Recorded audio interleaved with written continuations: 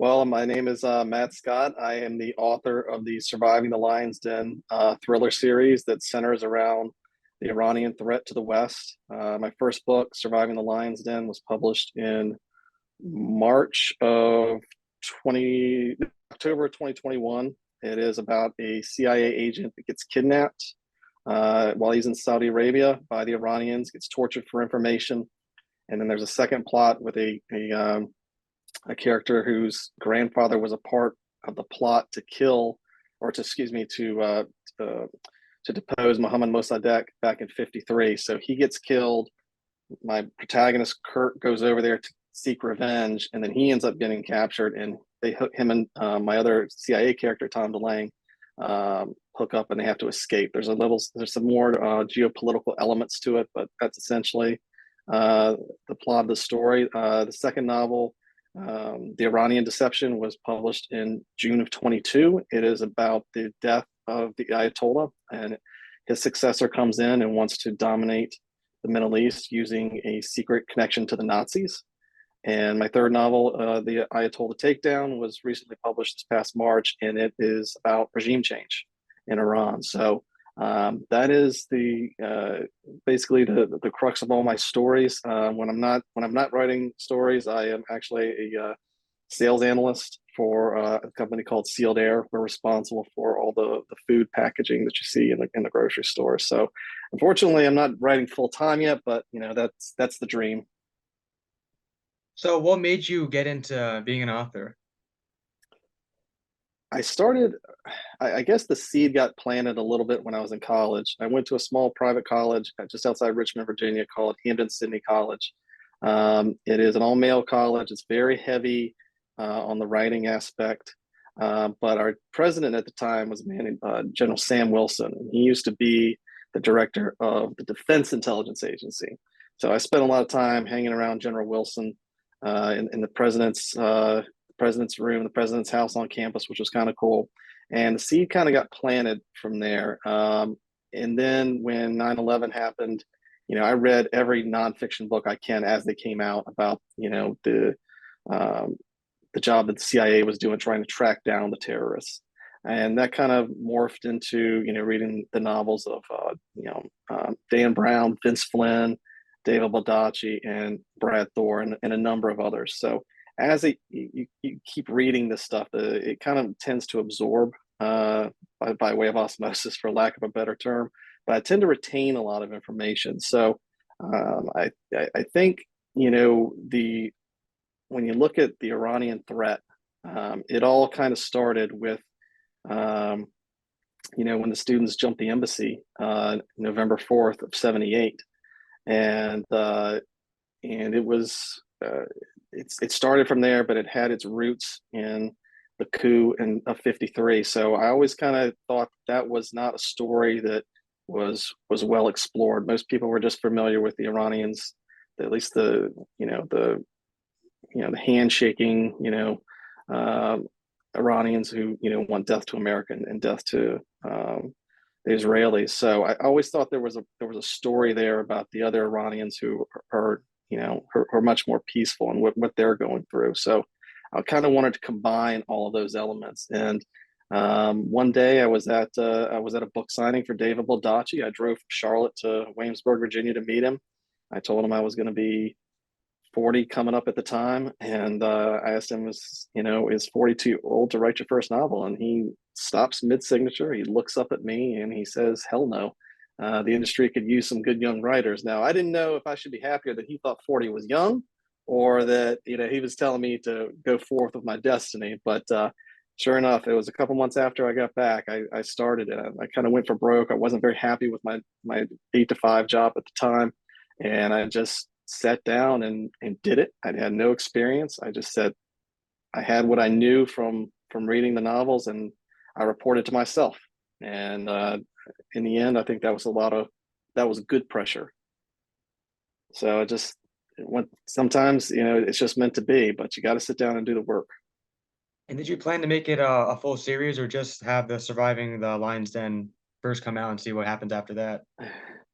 I think I think I planned to just do the one just simply because I had never written a novel before and I wanted to see how the business side of it worked. But in the back of my mind, I had two other ideas, and they were nothing more than ideas on paper. And when my agent called me, he said the publisher was interested. But she said he doesn't want one; he wants three. So, and on the fly like that on the phone, I had to give her the two other ideas, which are the only other ideas I had.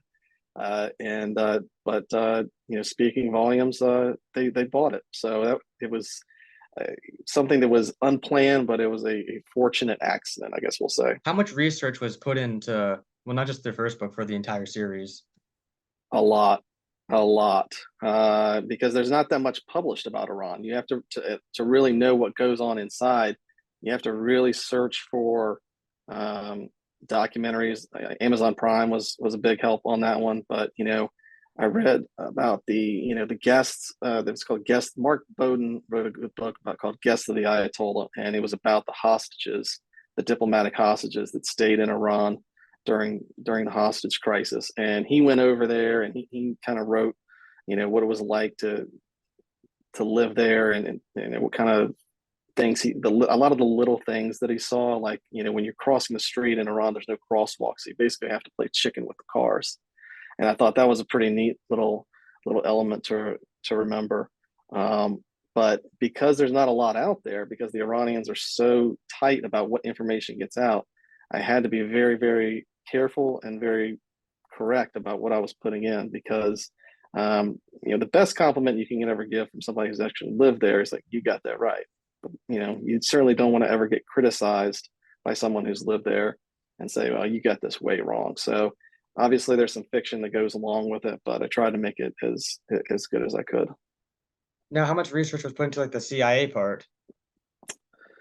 The CIA part, about the same, but I was able to draw on my knowledge from reading a lot of biographies from ex-directors and some of the ex-agents, like Gary Berntson, when he was the commander in Afghanistan of the CIA team that was looking for bin Laden. Gary Schroen, the Tony Mendez, the guy that was that actually got the hostages out in the Argo movie. He wrote a book. Him and his wife used to work at the CIA, so they wrote a couple of books. So I just tend to retain knowledge about it, but you try and be as accurate as you can. And a lot of it did come from social media because a lot of ex-agents put stuff on spy pages on Facebook, and they often publish blog type articles that will tell you certain things. Like one of the things in the third book was when you get a notice from Langley and you're in Lebanon, they call it the 10,000-mile screwdriver because they're the ones making assessments from their armchair and they're putting the crank to you when you're in the field. So I always try and pick up on little things like that. But I think one of the main reasons I wanted to focus on the CIA agents in my novels, obviously I wasn't, I guess ambitious enough is probably the best word to become an agent myself. I still kind of regret that, so I have to kind of live through that in my novels. But like some of the veterans you've interviewed for the Korean War and World War II, once 9/11 happened, I mean, I had just started my new job, my first true 8 to 5 job. I was in there 2 weeks when 9/11 happened, and we were all watching it, on the TV at work. So, I remember the CIA agents were really called to arms and to go out there and do what they had to do. Now you can debate, the legitimacy of the enhanced interrogation techniques and all that stuff, but I really feel like, uh, this is the fight against terrorism is really the new war, and it's not one of those things that's going to stop. I think we've seen that, with the attacks in Israel by Hamas. So I wanted to make sure that the CIA has their stories that are told, and I wanted to at least dedicate part of my first book to them because they went through a lot after 9/11, and then they got put through the ringer, deserved or not. But they got put through the ringer in the years after. So I think it's important that their stories be told as well. Can you tell me about your other two novels? Yeah, the second one was the Iranian Deception, when what I wanted to do with that one is after I had my first novel, that gave me the experience that I needed. I was like, so let me take the second one. Let's just take it for a spin. Let's see what we can do with it. And my idea was to take the two worst modern regimes, in the 20th and 21st century, and let's put them together and see what I can do. So um, I wanted the Ayatollah, the new Ayatollah, who had just come into power, to try and rule the Middle East through a secret connection that he had with the Nazis. And there was a lot of, if you go back in history, there's a lot of connections between Iran and Nazi Germany in the early 30s. I can't remember what year it was Hitler was over there, but Hitler signed a picture to the Shah of Iran at the time, and there's a lot of material that's still kind of missing from the war that I think is still over in Iran that I don't think a lot of people want to admit to. But as a novelist, that's one of those things that's kind of easy to utilize and use as a springboard about. So you have we have NATO to fight against the Russians in case they ever do something. So my idea was I wanted this Ayatollah to have a NATO like group that would have the ability to fight against Israel if they ever decided to attack. Now, Israel's always going to defend itself. It has the right to defend itself. So it really put Israel in the crosshairs by that type of group being formed. And then we have my protagonist Ben Thrasher, who's trying to figure it all out and break it up. And it was really, I didn't expect it to be as fun to write as I did when I went into it. I thought it was going to be really historical, but one of the things I learned from Brad Thor is always find a way to keep the pages turning. And it was a lot of fun to write because I tried to keep that one as action packed as I possibly could. So that one was a lot of fun. The third one, I started with Surviving the Lion's Den, and it was about, the effects that are still happening in Iran, and in the West with regards to, the coup in '53 and the students jumping the fences at the embassy in '78. So I think I just felt it was time to write a novel about what would regime change look like in Iran, and I had, I guess we'll call it the benefit of watching what happened, with our own policies in Iraq, in the late 2000s, and see how bad things went. So I had the opportunity to kind of evaluate that and say, okay, well, what went right and what went wrong, and then I took those elements and kind of combined it into my own plot to fictionalize what regime change would look like in Iran. And I came up with something that I think there's a big twist, or something that I don't think people would really anticipate happening in the third novel. But I think it ended up being very believable, and I've gotten a lot of good positive feedback on that. I didn't see that one coming, so that's always good. You talk about well, in your second book and throughout history, what was Iran's ties with the Nazis? Okay, well, I can't tell you too much about the book because I want people to read it, but it does have to do with um, the pharmacists of Auschwitz, and all the experiments and stuff that were going on there. So um, I think it was Joseph Mengele. Yeah, Joseph Mengele. So there, and all of his papers and stuff that he still had kind of out there about human experimentation, and the Iranians taking the next step. So I can't tell you a little bit more than that because I want people to read it, but it had a lot to do with him. Now, as far as the real life connections, they it's hard to say, but I do know that as late as the '70s and the '80s, there were still relics hidden around Iran when the Shah was still in power that dated back to Hitler's meeting with the original Shah in those days, and the relationship between the Shah of Iran at the time and the Carter administration, and things like that.